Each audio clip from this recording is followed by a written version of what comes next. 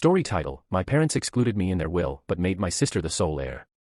Recently I, male 23 years, was helping my parents, male 53 years and female 63 years, with doing a bit of late spring cleaning and throwing a lot of old rubbish out. I came across what I assume is the most recent copy of their will.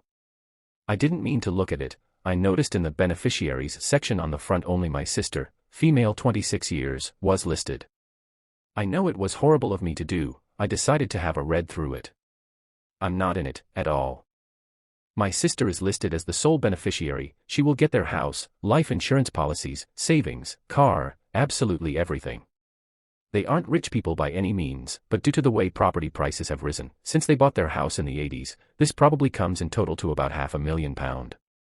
They have always had a thing with favoring my sister a bit more than me, giving her extra attention and stuff, but I've never really minded. She is a bit of a screw-up, and if I'm honest, she has needed the extra attention. I'm not going to lie either, my financial situation is a lot better than my parents'. I'm engaged and together, me and my partner, no kids, make about £45,000 a year. Sister is a single parent of 2 children, deadbeat dad, no child support, earning about £16,000 a year. I know that is a lot of a gap, and I would understand if they left her a greater share to help her out more, but leaving me with nothing just seems so harsh. Whilst me and my fiancé do earn more, we aren't exactly rolling in money, and even if they had only left me 20%, it would still be more than enough to help me start to buy a house. Obviously, this is all hypothetical as they are both perfectly healthy and have a long time in them. Yet, it just seems harsh that if they were to die tomorrow, my sister would be set whilst I would be left with nothing. Am I right to be angry about this? Should I confront them about it or not? I know it's not my money at all, but she is a terrible daughter to them. Over the years she has lied to them, stole money from them and me, had to be bailed out, fines paid for drugs charges etc. She barely even finished school as well, so whilst she is financially worse off, it's only because she has made herself so. On the other hand, I visit them all the time, helped them out whenever they asked, went to university, which they had always wanted me to do. I paid for it 100% myself with no help, and it just seems like they are punishing me, and rewarding her for being such a failure. Additional info: with me they have always had a parenting style of letting me make my own way. If I wanted something, I was expected to do chores, or get a job and pay for it. I don't mind at all, it's made me more responsible.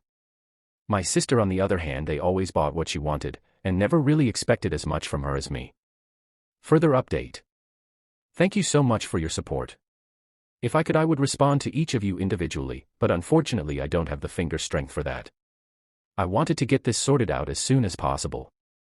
In afternoon after work, I went around to see them and learned 2 new things about myself from my parents.